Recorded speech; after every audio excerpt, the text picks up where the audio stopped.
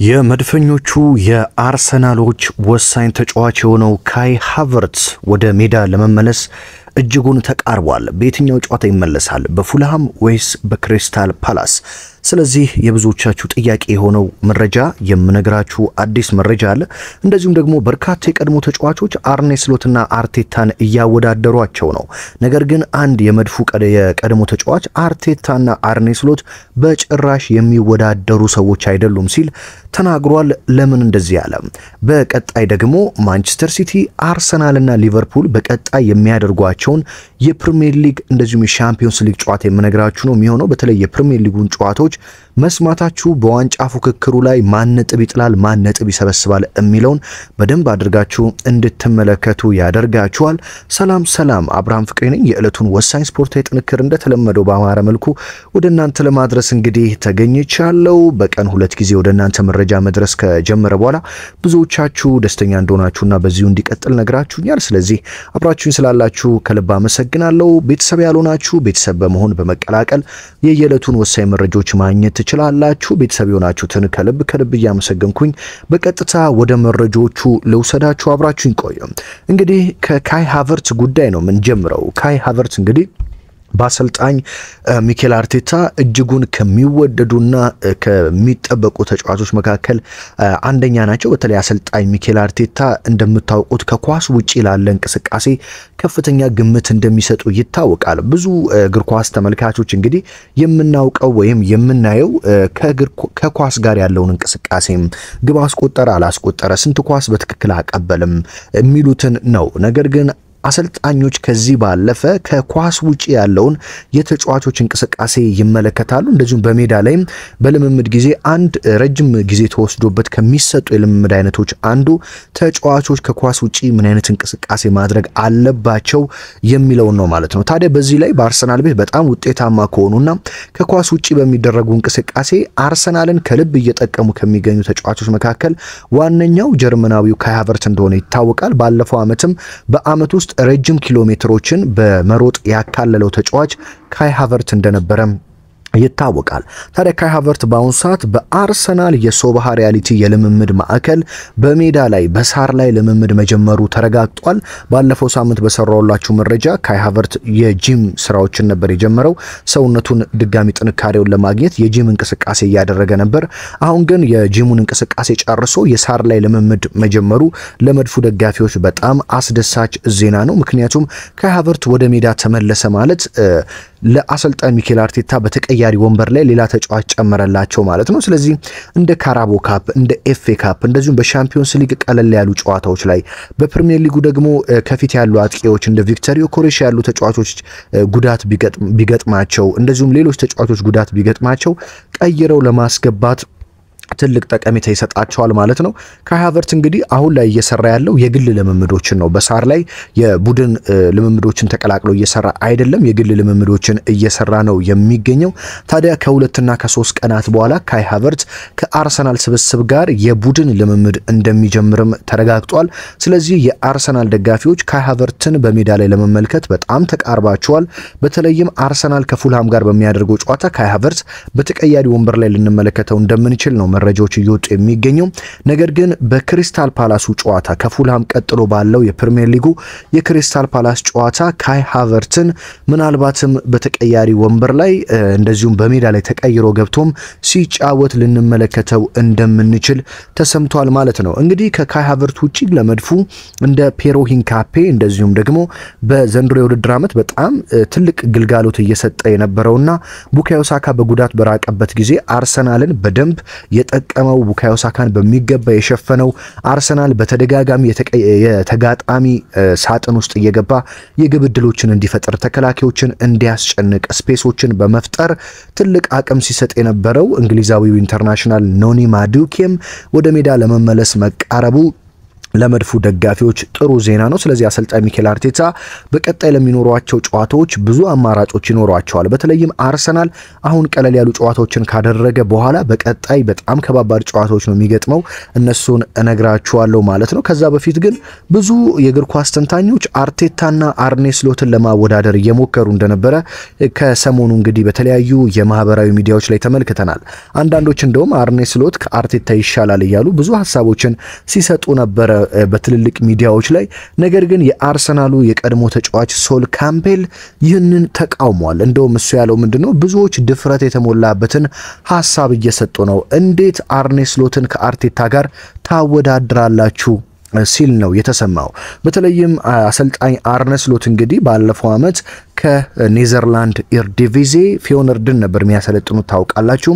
ከኔዘርላንድ ወደ ፕሪሚየር ሊግ ከመጡ በኋላ የሊቨርፑሉን አሰልጣኝ የርገን ክሎፕን ተክተው በመጡበት ዓመት የእንግሊዝ ፕሪሚየር ሊግ ዋንጫን እንዳሳኩ እናስታውሳለን። ለዚህም ነው ብዙዎች አሰልጣኝ አርነ ስሎት ከአርቴታ ይሻላሉ እያሉ እንግዲህ ምክንያት እየደረደሩ የነበረው። ነገር ግን የቀድሞ የመድፉ ተጫዋች ሶል ካምፔል አርነ ስሎት እኮ ወደ ሊቨርፑል መጥቶ ምንም የቀየረው ነገር የለም። አርነ ስሎት መጥቶ ዋንጫ ያነሳው በተመቻቸና አሰልጣኝ የርገን ክሎፕ ለረጅም ዓመታት አዘጋጅተውና ሰርተው እንደዚሁም አብስለውት በሄዱት ቡድን ነው። ስለዚህ የአርነ ስሎትን ስራ ባለፈው ዓመት ምንም አልተመለከትንም። እንደውም ብዙዎች አሰልጣኝ ተቀየረ እንጂ ሊቨርፑል ራሱ ነው ሲሉ ነበር። ስለዚህ አሰልጣኝ አርነ ስሎት የርገን ክሎፕ ትቶ የሄደውን ቡድን ራሱን አጫወቱን ሳይቀይሩ ዋንጫ ማሳካት እችለዋል። ዘንድሮ ግን እንደተመለከተነው ከሆነ አርነ ስሎት የራሳቸውን አጫወት ለመተግበር ሲሞክሩና እሳቸው ያመጡትን አዳዲስ ፈራሚዎች ሜዳ ላይ ለማንቀሳቀስ ሲሞክሩ ሊቨርፑል በውጤት ማጣት ውስጥ እንዴት እየተጓዘ እንዳለ አይተናል። በተለይም ባለፉት 3 ጨዋታዎች በፕሪሚየር ሊጉ በክሪስታል ፓላስና በቸልሲ እንደዚሁም ደግሞ በአውሮፓ ሻምፒዮንስ ሊግ በቱርኩ ክለብ ጋላታሳራይ 3 ተከታታይ ጨዋታዎችን እንደተሸነፉ እናውቃለን። ስለዚህ አርነ ስሎት ገና አልታዩም። እንደውም የሳቸው ፍልስፍና ወደ ሜዳ ሲመጣ ሊቨርፑል ነጥብ እያጣ ይገኛል። እንደ መሐመድ ሳላ ያሉ ተጫዋቾች ከሜዳ ጠፍተዋል። አዲስ ፈራሚዎቹ እንደ አሌክዛንደር አይዛክና እንደ ፍሎሪያን ቨርዝ ያሉ ተጫዋቾች ቡድኑን ለመቀላቀል ተቸግረዋል። እንደ ሜሎስ ኪርኬዝና እንደ ፍሪምቦርግ ያሉ ተከላካዮችም ሊቨርፑልን በሚገባ እንዲከላከል ማድረግ አቅቷቸው በተደጋጋሚ ጎል ሲያስተናግድ ተመልክተናል። ስለዚህ አሰልጣኝ አርነ ስሎት ብዙ የሚቀራቸው አሰልጣኝ ናቸው። አሰልጣኝ ሚኬል አርቴታ ግን አርሰናልን ከምንምነት አንስቶ ላለፉት 3 ዓመታት በተከታታይ በኮንሲስተንሲ ወይም በቋሚነት ሁለተኛ እንዲወጣ አሁንም ለዋንጫ እንዲፎካከር በጣም ጠንካራ የመከላከል መዋቅር ያለው የመሃል ሜዳው የተጠናከረ በዘንድሮ ዓመት ደግሞ የማጥቃቱ ሁኔታም በሚገባ የተጠናከረ ቡድንን ሰርተው አምጥተዋል። ስለዚህ አሰልጣኝ ሚኬል አርቴታ ከአርነ ስሎት የተሻሉ አሰልጣኝ ናቸው። አርቴታን ከአርነ ስሎት ጋር የሚያወዳድሩ ሰዎችን በጣም ስለ ኳስ ዕውቀታቸው እንዳስበ ያደርገኛል። ስለዚህ አርቴታ ከአርነ ስሎት ጋር ሊወዳደር አይገባውም ሲል እንግዲህ የቀድሞ የመድፉ ወሳኝ ተጫዋች ሶል ካምፔል ነው የተናገረው። ስለዚህ ሀሳብ ምን ትላላችሁ? አርነ ስሎትና አርቴታ ይወዳደራሉ? አርቴታስ ከአርነ ስሎት ይበልጣል ወይስ አርነ ስሎት ይሻላል? ሀሳብ አስተያየታችሁን ኮሜንት ላይ እንድታስቀምጡልኝ እፈልጋለሁ። አሰልጣኝ ሚኬል አርቴታ እንግዲህ ባለፉት 5 ዓመታት በአርሰናል ቤት በእርግጥ ዋንጫ ማሳካት ባይችሉም አርሰናልን ከወደቀበት እንግዲህ አንስተው ለ3 ተከታታይ ዓመታት በሲቲና በሊቨርፑል ዋንጫ ቢቀማም ሁለተኛ ሆኖ እንዲያጠናቅቅ እንደዚሁም ዘንድሮ ደግሞ ለዋንጫ እንዲገመት በሻምፒዮንስ ሊግ ባለፈው ዓመት እስከ ግማሽ ፍጻሜ እስካሁን ድረስ አርሰናል በዘንድሮ የውድድር ዓመት በሁሉም ውድድሮች የተሸነፈው በሊቨርፑል በአንድ ጨዋታ ብቻ ነው።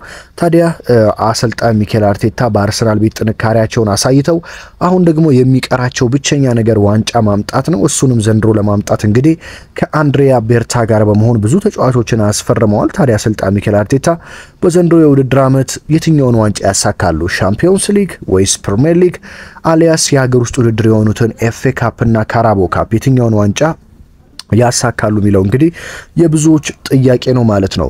በዚሁ እንግዲህ አርሰናል፣ ሊቨርፑልና ማንቸስተር ሲቲ በቀጣይ የሚገጥሟቸውን ወሳኝ ጨዋታዎች ልንገራችሁ።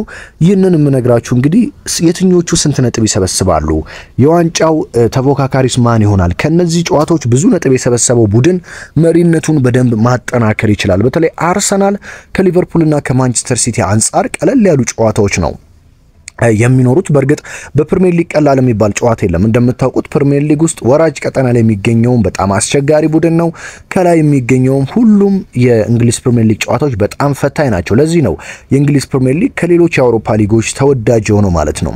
ታዲያ መድፈኞቹ አርሰናሎች በቀጣይ የሚያደርጓቸውን ጨዋታዎች ልንገራችሁ። ሻምፒዮንስ ሊግም ላይ ፕሪሚየር ሊግም ላይ በፕሪሚየር ሊጉ እንግዲህ አርሰናሎች ቅዳሜ ነው ከረፍት ተመልሰው ቅዳሜ ምሽት 1 ሰዓት ተኩል ከሜዳቸው ውጪ ተጉዘው ፉልሃምን ይገጥማሉ። ፉልሃም እንደምታውቁት ለአርሰናል በጣም ከሚከብዱ ቡድኖች አንዱ ነው። በተለይ ባለፉት ጥቂት ዓመታት አምናም በፉልሃም ሜዳ በክራቨን ኮቴጅ አርሰናል ነጥብ እንደጣለ እናስታውሳለን። ስለዚህ መድፈኞቹ ቅዳሜ 1 ተኩል ላይ ወደ ክራቨን ኮቴጅ ፉልሃም ስቴዲየም ተጉዘው ፉልሃምን ይገጥማሉ።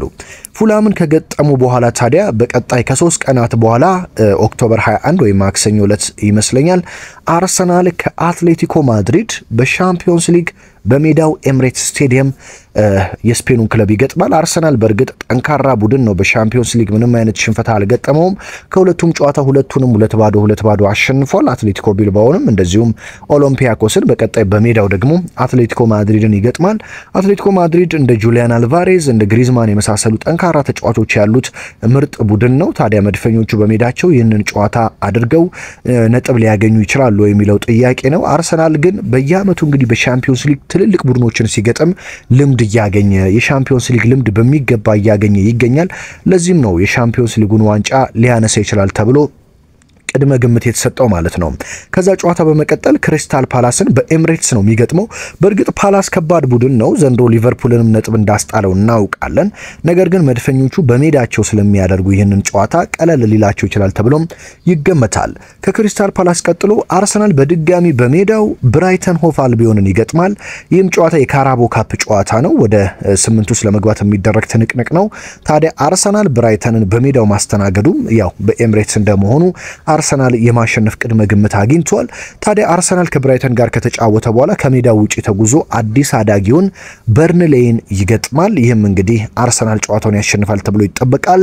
ከዛም በሻምፒዮንስ ሊግ ወደ ቼክ አቅንቶ ስላቪያ ፕራግን ይገጥማል።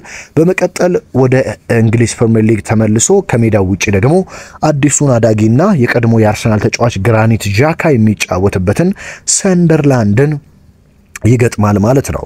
እስኪ ወደ ሊቨርፑል ጨዋታዎች እናመራ። ሁለተኛ ላይ የሚገኘውና ከአርሰናል ጋር እንግዲህ ለዋንጫ ይፎካከራል ተብሎ የሚጠበቀው ሊቨርፑል በፕሪሚየር ሊጉ የፊታችን እሁድ ምሽት 12 ሰዓት ተኩል ላይ ከማንቸስተር ዩናይትድ ጋር የእንግሊዝ ፕሪሚየር ሊግ ጨዋታውን ያደርጋል። ሊቨርፑል እንደምታውቁት ያለፉትን 2 ተከታታይ የፕሪሚየር ሊግ ጨዋታዎች ተሸንፈዋል። ስለዚህ ወደ ድል ለመመለስ ነው በአንፊልድ ጨዋታውን የሚያደርገው። በአንፊልድ ታዲያ ማንቸስተር ዩናይትድን ሊቨርፑል ይገጥማል። ማንቸስተር ዩናይትድ በአንጻሩ ሰንደርላንድን አሸንፎ በተከታታይ ድል ለማድረግ ወደ አንፊልድ አቅንቶ ለሊቨርፑል ከባድ ፈተና ይሆናል ተብሎ ይጠበቃል።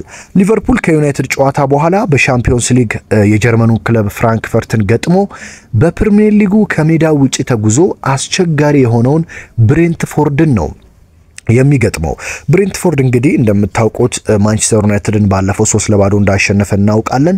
በማንቸስተር ሲቲ 1-0 ቢሸነፍም ሲቲን ምን ያህል አስቸግረው እንደነበረም የምናውቀው ነው ብሬንትፎርድ። ታዲያ ሊቨርፑል ከሜዳው ውጪ ተጉዞ ብሬንትፎርድን ይገጥማል። ይህም ጨዋታ ትንሽ ከበድ ይላል ተብሎ ይጠበቃል። ከብሬንትፎርድ ጨዋታ በኋላ እንግዲህ ዘንድሮ በኮሚኒቲ ሺልድ እንደዚሁም በፕሪሚየር ሊግ 2 ያሸነፈውን ክሪስታል ፓላስን በካራቦ ካፕ በአንፊልድ ይገጥማል። ሊቨርፑል እንደምታውቁት ክሪስታል ፓላስ በኮሚኒቲ ሺልድ የዋንጫ ጨዋታ ሊቨርፑልን አሸንፎ ዋንጫ በልቷል። በመቀጠል በፕሪሚየር ሊግ ጨዋታም በ90 ደቂቃ አስቆጥሮ እንግዲህ ነጥብ እንዳስጣለው ሙሉ 3 ነጥብ እንደወሰደበት እናውቃለን። የአርሰናል የቀድሞ ተጫዋች ኤዲ ኒኪታ ግብ አስቆጥሮ ማለት ነው። ይህም ጨዋታ ለሊቨርፑል በአንጻሩ ከበድ ያለ ይሆናል። ነገር ግን በአንፊልድ የሚያደርገው ጨዋታ ስለሆነ ቀለል ሊለው ይችላል ማለት ነው። የካራቦ ካፕ ጨዋታ ነው። ከዛ በመቀጠል በፕሪሚየር ሊጉ ሊቨርፑል በሜዳው ድጋሚ የኡናይ ኤምሬውን አስቶን ቪላን ይገጥማል። አስቶን ቪላ በእርግጥ አስቸጋሪ ቡድን ቢሆንም ወደ አሸናፊነት የተመለሰ ቢሆንም በአንፊልድ ስለሆነ ይህ ጨዋታ እንግዲህ ሊቨርፑል ምናልባትም የማሸነፍ ቅድመ ግምት ይሰጣል ማለት ነው። በመቀጠል ምሽት 1 ሰዓት ተኩል ላይ ማንቸስተር ሲቲ ከሊቨርፑል ከአስቶን ቪላ ጨዋታ ቀጥሎ ኖቬምበር 9 ማለት ነው ማንቸስተር ሲቲ ከሊቨርፑል የሚያደርጉት ጨዋታ ይጠበቃል ማለት ነው። በተለይ ጨዋታ የአርሰናል ሁለቱም የዋንጫ ተፋላሚ ቡድኖች ናቸው ማንቸስተር ሲቲም ሊቨርፑል። ስለዚህ እርስ በርስ መገናኘታቸው ለአርሰናል ጥሩ መረጃ ነው ማለት ነው ነጥብ ከጣሉለት። እስኪ ወደ ማንቸስተር ሲቲ ጨዋታዎች ደግሞ እናቅና። ማንቸስተር ሲቲ እንግዲህ ቀስ በቀስ ወደ አሸናፊነት እየመጣ በአሁን ሰዓት ከአርሰናል ያለው የነጥብ ልዩነት 3 ብቻ ነው። ከሊቨርፑል በ2 ነጥብ ብቻ ነው የሚያንሰው። ስለዚህ የአንድ ጨዋታ ልዩነት ብቻ ነው ያለው። አርሰናል ለምሳሌ አንድ ጨዋታ ላይ ነጥብ ቢጥልና ሲቲ ቢያሸንፍ እኩል ነጥብ ላይ መምጣት ይችላል ማለት ነው። ማንቸስተር ሲቲ እንግዲህ የፊታችን ቅዳሜ 11 ሰዓት ላይ ከኤቨርተን ጋር በሜዳው ኢታድ ነው የሚጫወተው። የቀድሞ የማንቸስተር ሲቲ ተጫዋች ግሪሊሽም ወደ ኢታድ ተጉዞ የቀድሞ ቡድኑን ይገጥማል። ኤቨርተን ዘንድሮ በጣም ጥሩ የውድድር ዓመት እያሳለፈ ነው። ነገር ግን ሲቲ በሜዳው ስለሆነ ይህንን ጨዋታ ያሸንፋል ተብሎ ይጠበቃል። በመቀጠል በሻምፒዮንስ ሊጉ ቪላሪያልን ከገጠመ በኋላ በፕሪሚየር ሊጉ አስቶን ቪላን ከሜዳ ውጪ ተጉዞ ይገጥማል። ይህ ጨዋታ ለሲቲ ትንሽ ከበድ ያለ ጨዋታ ይሆናል ተብሎ ይጠበቃል። አስቶን ቪላ እንደምታውቁት በሜዳውና በጣም ከቅርብ ጊዜ ወዲህ ለትልልቅ ቡድኖች በተለይ ለማንቸስተር ሲቲ አስቸጋሪ ቡድን እንደሆነ እናውቃለን። ስለዚህ ሲቲ ከአስቶን ቪላ ምናልባትም ሲቲ ነጥብ ሊጥልበት የሚችለው ጨዋታ ይሆናል ተብሎ ነው የሚጠበቀው። በመቀጠል በካራቦ ካፕ ሲቲ ስዋንሲን ከገጠመ በኋላ በፕሪሚየር ሊጉ በሜዳው ሌላኛውን ከባድ ቡድን በርንማውዝን ነው የሚገጥመው። ታዲያ ይህ ጨዋታ በጣም ከባድ ጨዋታ ይሆናል ተብሎ ይጠበቃል። በርንማውዝ እንደምታውቁት ዘንድሮ በጣም ከባድ ቡድን ነው። ብዙ ቡድኖችን ካለፈው ዓመት ጀምሮ ትልልቆቹን ነጥብ ሲያስጥል የነበረ ነው። ስለዚህ ለሲቲም ይህ ጨዋታ ከበድ ሊለው ይችላል። በመቀጠል በፕሪሚየር ሊጉ ማንቸስተር ሲቲ በሜዳው ሊቨርፑልን ይገጥማል ማለት ነው። እነዚህን ጨዋታዎች የነገርኳችሁ አንደኛ እነማን ነጥብ ይሰበስባሉ የሚለውን ለማየት ነው። በአንጻራዊነት አርሰናል ከሲቲም ከሊቨርፑልም የተሻለ ቀለል ያለ ጨዋታ ይገጥመዋል። ስለዚህ አርሰናል ከነዚህ ጨዋታዎች ነጥቦችን በደንብ መሰብሰብ ከቻለ እንደዚሁም ሊቨርፑልና ሲቲ የተወሰኑ ነጥቦችን ይጥላሉ በእነዚህ ጨዋታዎች ላይ። ስለዚህ አርሰናል ለመራቅ መሪነቱን ለማራቅ የመሪነቱን ነጥብ ለማስፋት ይጠቅመዋል። ምክንያቱም ሊቨርፑልና ሲቲ እርስ በርስ ይገናኛሉ። በዚህ ጊዜ ወይ አንዳቸው ነው የሚያሸንፉት ወይ አቻ ነው የሚወጡት። ስለዚህ አቻ ከወጡ ሁለቱም ቡድኖች ነጥብ ከጣሉለትና አርሰናል ካሸነፈ የነጥብ ልዩነቱን ወደ 5 እና ወደ 3 ማስፋት ይችላል። ከሲቲ ጋር ወደ 5 ማስፋት ይችላል። ከሊቨርፑል ጋር ደግሞ ወደ 3 ማስፋት ይችላል። ስለዚህ አርሰናል ቀጣዮቹን ጨዋታ በሙሉ በማሸነፍ ነጥብ መሰብሰብ የዋንጫ ጉዞ ላይ ከፍተኛ አስተዋጽኦ ይኖረዋል ማለት ነው። እስኪ የትኛው ነጥብ የሚጥል ይመስላችኋል? ሲቲ፣ ሊቨርፑል ወይስ አርሰናል? እነዚህን ግምታችሁን አስቀምጡልኝ። ከነዚህ ጨዋታዎችስ አርሰናል ስንት ነጥብ ይሰበስባል? ሊቨርፑል ስንት ነጥብ ይሰበስባል? አርሰናል እንደዚሁም ሲቲ ሁሉም 3 ቡድኖች ስንት ነጥብ ይሰበስባሉ የሚለውን ኮመንት ላይ እንድታስቀምጡልኝ እፈልጋለሁ። የዛሬው የዕለቱ ወሳኝ ስፖርታዊ ጥንክሮች እነዚህ ናቸው። ፕሪሚየር ሊግ እንግዲህ ዛሬ የዜና ማክሰኞ ዕለት ነው ወደ እናንተ የሚቀርበው። የፊታችን ቅዳሜ ከ3 ቀን በኋላ ይመለሳል። በጣም ጥሩ ዜና ነው። በየዕለቱ ታዲያ ወሳኝ ስፖርታዊ መረጃዎችን ለማግኘት ቤተሰብ ያልሆናችሁ ቤተሰብ መሆን አትርሱ። ቤተሰብ የሆናችሁ ሀገር ውስጥም ከባህር ማዶ ያላችሁትን ከልብ እያመሰገንኩኝ በሌላ ወሳኝ ጥንክር በሌላ ወሳኝ መረጃ እስከምንገናኝ ታዲያ በያላችሁበት ሰላም ተመኘሁላችሁ።